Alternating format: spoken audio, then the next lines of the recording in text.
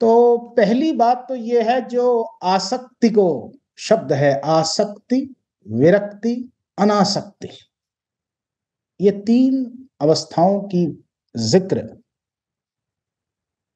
श्रीमद् भगवद गीता में भी है और कहीं कहीं रामचरितमानस में किसी संदर्भ में होगा। मेरे पास वो प्रॉपर रेफरेंस अभी नहीं है मैं इसमें से पढ़कर कुछ कहूं।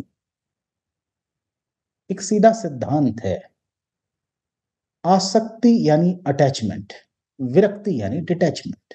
जब भी आप आसक्ति की बात करेंगे या विरक्ति की बात करेंगे तो आप ध्यान रखिए कि दो दो तो चाहिए इस काम के लिए। एक जिसके साथ आसक्त होना है, एक जिसने होना है। एक वो जिससे विरक्त होना है, एक वो जो विरक्त होगा। तो ये आसक्ति और विरक्ति दोनों ही डुअलिज्म में प्रैक्टिस की जा सकती है।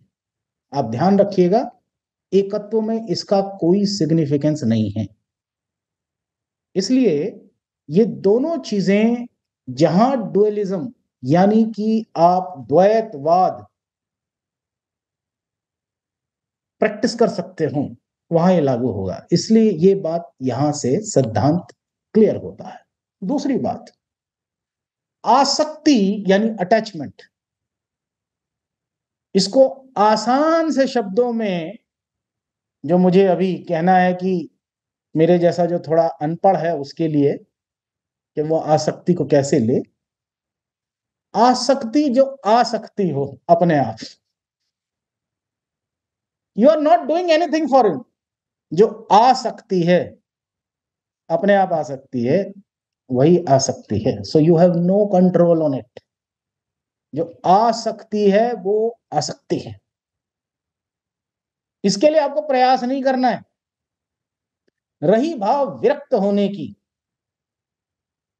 दो तरह से विरक्त हुआ जाता है। पहला विरक्त वहां हुआ जाता है जहां आप हार चुके हैं उन संभावनाओं से, उन साधनों से, उन वस्तुओं से, उन आश्रय से, उन भावों से, जिसको टेक मानकर अब तक आप चल रहे हैं। जिस क्षण वो टूटेगा, तो जैसे वो आ सकती है ऐसे ही अपने आप जा सकती है। जो आसक्ति है वो अपने आप आ सकती है, यानी अपने आप आती है। और जो विरक्ति है वो भी अपने आप जाती है। जैसे ही जिन साधनों पर, जिन भावों पर, जिन मान्यताओं पर, जिन साधनों पर, जिन व्यक्तियों पर, किसी भी चीज पर जहां पर आप जुड़े हैं, तो अपने आप वहां से आप हट सकते हैं स्वतः। क्योंकि जैसे वो आ सकती है ऐसे ये जा सकती है, ठीक है। लेकिन ये दोनों द्वैतवाद में हैं। इसलिए जब आपने कहा मैं आसक्ति किससे करनी है, तो मुझे ये कहना है आपको कोई करने की जरूरत नहीं, ये होता अपने आप ही आ सकती है। It happens. जितना जितना हमारी प्रैक्टिस किसी साधनों के साथ है, उतना उतना आपको कुछ करने की जरूरत नहीं है, वो अपने आप आ जाएगी। चाहे वो बच्चे हैं, चाहे परिवार है, चाहे हमारी विद्या है, हमारा कोई धन है, हमारी मान्यताएं। आसक्ति वो है जो स्वतः अपने आप आती है, आ सकती है। और उसी प्रकार से जो अपने आप जाती है, किसी भी सहारे के अचानक से टूटने से, क्षीण होने से, तो अपने आप चली जाती है। लेकिन ये दोनों डुअलिज्म में प्रैक्टिस किए जाने वाले मामले हैं। इसलिए आपको ना आसक्ति की परवाह करनी है और ना विरक्ति की। ये अपने आप आएंगे भी और अपने आप जाएंगे भी। आप किसी पर आसक्त होने की आपको जरूरत नहीं। The more you are trained, जितना जितना ट्रेनिंग लेकर हम इस काम को करेंगे, उतना उतना मन के और बुद्धि के अधीन होते चले जाएंगे। इसलिए आपको इस पर काम नहीं करना है, ना आसक्ति पर और ना विरक्ति पर। ये दोनों चीजें अपने आप से आने और अपने आप से चले जाने वाले भाव हैं। इसके ऊपर ज्यादा काम मत कीजिए। एक ही जगह है काम करनी, क्योंकि ये दोनों चीजें प्रैक्टिस की ही द्वैत में की जा सकती हैं। आप किसी से अटैच होंगे तो दो होंगे, एक वो जो अटैच, एक वो जो जिससे अटैच हुआ जा रहा, एक वो जो डिटैच जिससे डिटैच हुआ जा रहा। जब तक डुअलिज्म प्रैक्टिस्ड है और डुअलिटी बनी हुई है, द्वैतवाद प्रैक्टिस किया जा रहा है, उसका प्रयास किया जा रहा है, तब तक और जब तक आप दो हैं तब तक ये दोनों चीजें के रहते हुए ये आसक्ति और विरक्ति ये अपने आप आती है और अपने आप जाती है। आप इसको इसके लिए प्रैक्टिस नहीं करेंगे, because the more you practice, जितना आपने इसे प्रैक्टिस किया,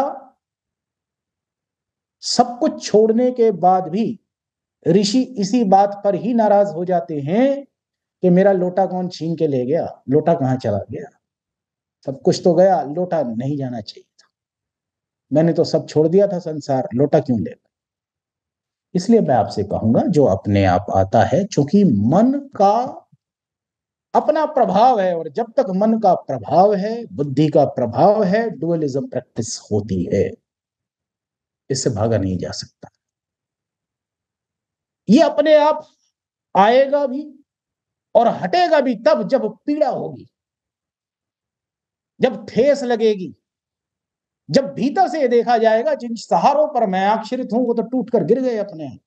यू विल गेट विरक्त, क्योंकि ये भी मेंटल स्टेट पर निर्भर है, मानसिक स्टेट है, ये भी द्वैतवाद और द्वैत की अवस्था का ही मामला है। तो आप ना अटैचमेंट की परवाह कीजिए, मैं किससे अटैच हूं, अपने आप हो जाएगा जब होना, वो आ सकती है, अपने आप आ जाएगी, और विरक्ति अपने आप जा सकती है। ये दोनों चीजें, इनकी भूमिकाएं तय मन और बुद्धि करते हैं, इसलिए इस पर बहुत ज्यादा काम मत करिए। इसीलिए भगवान श्री कृष्ण ने अनासक्त कहा। अनासक्त का मतलब कुछ और प्रैक्टिस करने की नहीं कही है। अनासक्त भाव का मतलब है कि जिसके कारण अटैचमेंट होती है उस कारण को ही आपने बदल दिया। कैसे बदल दिया? मन और बुद्धि के कारण ही आसक्ति और विरक्ति है। आप मन और बुद्धि से ऊपर उठकर आत्म स्थिति में खड़े हो जाएं, यही अनासक्ति है, और क्या है। आपको बिल्कुल भी इनसे प्रभावित नहीं होना कि मैं तो आसक्त हूं, मैं विरक्त हूं। 1 मिनट में विरक्ति आसक्ति में बदल सकती है, और 1 मिनट में आसक्ति आपको विरक्ति में भी बदल सकती हुई आप स्वयं देख सकते हैं, क्योंकि दिस इज मेंटल स्टेट। ये मन और बुद्धि का विषय है, और मन और बुद्धि विषय तक द्वैत और द्वैतवाद चलता है। अब यही बात समझनी है कि मन में जब तक द्वैत भाव है तब तक अटैचमेंट और डिटैचमेंट होता है। जब ये द्वैत भाव खत्म होकर के अद्वैत में जब मैं स्थित प्रज्ञ हो जाऊंगा, तब वास्तव में ये जो तीसरी अवस्था आपने बताई है उससे मैं अटैच हो पाऊंगा। अटैचमेंट शब्द हटा दीजिए। जी जी जी जी जी मेरा सर। ये कहना है जो जी होना सर। होगा वो हो जाए। लोग प्रैक्टिस करते हैं कि मैं ऐसे करके अपने आप को रेगुलेट कर लूं। देखो, रेगुलेट करना एक अलग चीज होती है। रेगुलेट तब होता है जब आपके पास वो क्षमता हो, जैसे कि पानी का चैनल यानी जल प्रवाह अपने आप चलता है। आप उसे रेगुलेट करते कैसे हैं? आप आगे तो उसका प्रवाह रोक नहीं सकते, कहीं ना कहीं से निकल जाएगा, लेकिन साइडों को थोड़ा कंट्रोल कर देते हैं। भाई रॉक्स को थोड़ा ऐसे काट दो, ये थोड़ा ऐसे कर दो, तो वो हल्का सा रेगुलेट किया जाता है कि इसके फ्लो को आप थोड़ा फैलाव करके हल्का कर सकते हैं, कुछ पत्थरों से थोड़ा आसपास डाल के कुछ इसकी जो गहराई है वो थोड़ा कर सकते हैं, बाकी आप प्रवाह को रोक नहीं सकते। तो ना डिटैचमेंट और ना अटैचमेंट, दोनों पर कार्य करने की चिंता मत कीजिए, क्योंकि द्वैतवाद के अंदर जब तक शरीर भाव से आप जुड़े हैं ये दोनों चीजें आएंगी, रहेंगी, चलेंगी, हटेंगी, और ये दोनों टेम्परेरी इफेक्ट्स हैं, क्योंकि ये द्वैतवाद और द्वैत की अवस्था में ही अनुभव की जाने वाली बातें हैं। अनासक्त भाव अनुभव में नहीं होता, वो एक अलग अनुभूति है, आत्म अवस्था है। इस अवस्था में जाने वाले महात्मा को इन दोनों चीजों की परवाह करने की जरूरत ही नहीं। दूसरी बात, आज कमिश्नर साहब ने प्रश्न किया है और उन्होंने कहा है कि नाम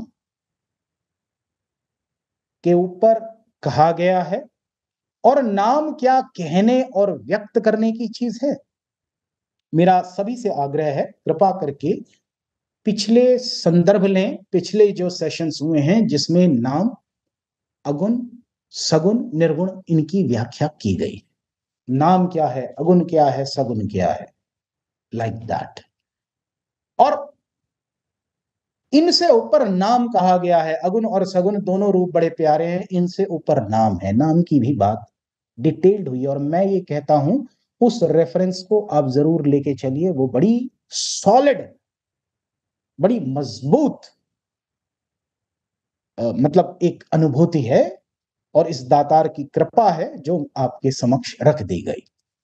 उस रेफरेंस के संदर्भ में नाम का अर्थ non vibrational state of the soul, यानी कि आपकी हिलाव डुलाव से परे आत्मिक अवस्था क्या है। आत्मिक अवस्था वो है जहां आत्मिक स्टेट में अपने आप को शरीर, मन और बुद्धि न माने, बस खत्म बात। स्वयं भू तो है ही वो। ये तो आत्मा के गुण ही हैं कि सतचित आनंद वाले भाव उसके साथ में सूटेबली अपने आप ऑटोमेटिक जुड़े हुए हैं। हाँ, आनंद की जो है वो उसकी ओरिजिनलिटी स्रोत से होने के बावजूद भी मेंटेन नहीं रह पाती है, इसलिए उसको हम कहते हैं भाई आनंद थोड़ा सा लैगिंग हो रहा है। जैसे फेस लैग होता है। फेस लैग क्या होता है? जैसे कोई वेव चलती है, कोई तरंग चलती है, तो उसके अंदर एक फेस लैग बना रहता है, हम कहते हैं फेस लैग है। तो वो फेस लैग कंट्रोल हो सकता है, वो आ जाता है अगर आपने नाम की वो डेफिनेशन रख ली है। It is a non vibrational state of the soul, जो कि अगुण और सगुण से अलग होकर, क्योंकि मन और बुद्धि के दोनों विषय हैं, ये इससे अलग मामला है, जिसको कि हम प्योर एब्सोल्यूट ट्रुथ कहते हैं। तो अगर कोई इसका नाम लेने से, जुबान ले लेने से पाप जल जाते हैं, तो मैं तो ये आपसे इतना निवेदन करूंगा, देखिए नाम कब लेते हैं हम किसी चीज का, या स्मरण किसको करते हैं? वो जो हमारा मुद्दा हो गया होता है, वो जिससे हमें लेना देना हो गया। मुझे कमिश्नर साहब से बात करनी है, इसलिए मैं कमिश्नर साहब का नाम ले रहा हूं। मगर मैं अगर आपसे नाम ले रहा हूं तो इसका मतलब मैं आपको या तो सामने देख रहा हूं या आपके संदर्भ में बात हो रही है।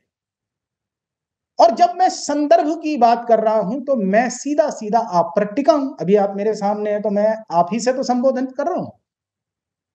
तो बात ये होती है, जब भी किसी के नाम के लेने की बात आती है तो वो जुबानी नाम की बात नहीं कर रहे हैं, वो इस नाम लेने के कारण की बात कर रहे हैं कि वो नाम लिया किस लिए जा रहा है। अगर उस कारण को पकड़ लिया गया, उस नाम की तरफ, यानी जो उद्देश्य है, अगर उस तरफ ध्यान है, तभी आप उस बात का नाम ले रहे हैं। स्मरण कर रहे हैं, किस लिए कर रहे हैं? कि मेरी वृत्ति वहां से हटे ना, मैं जुड़ा रहा हूं, इसलिए नाम लिया जाता है। नाम का जाप करते हैं लोग इसलिए, क्योंकि वृत्ति कई प्रकार से इधर उधर जुटी हुई है, वो एक तरफ एकाग्रचित हो जाए। मेरा ध्यान है कि मैं एकाग्रचित हो सकूं। तो जब भी कमिश्नर साहब का नाम उच्चारण होगा तो मेरा भाव ये है कि मैं कमिश्नर साहब के संदर्भ में या तो जानना चाहता हूं, या कहना चाहता हूं, या कोई मेरी बात हो रही है उनसे। तो बस इसी में ही यहां पर नाम लेने का भाव, ये कोई जुबानी शब्द नहीं है, ये मेरे ध्यान से ये एक इशारा है कि जिस समय भी ऐसे रूप के प्रति नतमस्तक हो जाता है कि मैं अब अगुण और सगुण से ऊपर उठकर इस अवस्था नाम को ही प्राप्त करना चाहता हूं, और मैं उसके प्रति बिल्कुल एकाग्रचित हूं, तो मेरे सुनने में भी, कहने में भी, देखने में भी वो केवल नाम ही रहेगा। वो तीसरी चीज नहीं आएगी, क्योंकि अभी इस समय पूरा एकाग्रचित है कि मुझे नाम वाली अवस्था चाहिए।